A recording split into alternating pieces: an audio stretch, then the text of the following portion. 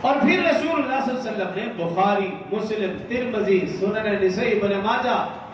ان ساری سیاہ ستہ میں اور دیگر حدیث کی کتابوں میں رسول اللہ صلی اللہ علیہ وسلم نے باقاعدہ اس مہینے کا نام لے کر فرمایا کہ اس مہینے میں کوئی نحوست، جنات، بھوت پریت، چڑیل کچھ بھی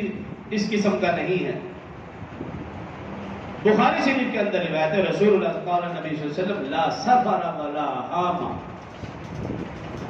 کہ سفر کا مہینہ منحوس اور برا نہیں، اس مہینے میں کوئی جنات، بھوت پریت، چڑیل کسی بھی چیز کا نزول نہیں ہوتا، یہ رسول اللہ صلی اللہ علیہ وسلم کا فرمان ہے، بخاری کے اندر موجود ہے۔ اسی طرح مسلم شریف کے اندر رسول اللہ صلی اللہ علیہ وسلم نے فرمایا کہ سفر کے مہینے میں کوئی بھی مصیبت نازل نہیں ہوتی، شیطانی گرفت، ستاروں کی گردش، بدشگونی، اس چیز کا کوئی بھی اثر اور کوئی بھی حقیقت نہیں۔ اسی طرح نسائی شریف کے اندر رسول اللہ صلی اللہ علیہ وسلم نے ارشاد فرمایا کوئی بھی بیماری متعدی نہیں ہے، بدشگونی کوئی چیز نہیں ہے۔ امام احمد بن حنبل رحمۃ اللہ تعالی لکھتے ہیں بدشگونی یہ شرک ہے،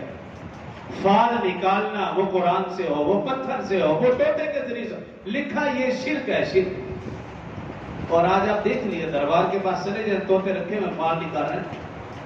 لوگ بیٹھے ہوئے پتہ نہیں کیا گھماتے ہیں اور حالات بتاتے ہیں، بھی وہ خود فٹ پاتھ پہ بیٹھے ہیں، تمہاری قسمت کیسے بدلے گا؟ جو اپنی قسمت نہیں بدل سکا، اپنے حالات بہتر نہیں کر سکا، وہ میرے اور آپ کے جس کے پاس بیٹھنے کے لیے دکان نہیں ہے، بیٹھنے کے لیے رہنے کے لیے گھر نہیں ہے،